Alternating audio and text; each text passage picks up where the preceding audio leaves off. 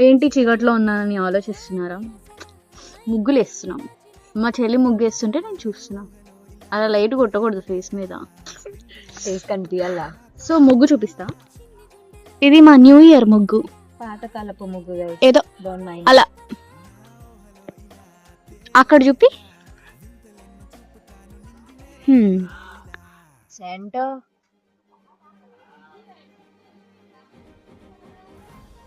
ఇది మా ముగ్గు.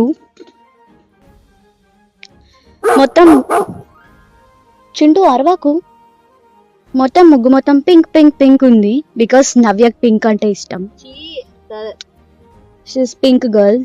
Black black. సో అందుకే పింక్ వేసుకున్నాం. నాకు పింక్ అసలు ఇష్టం.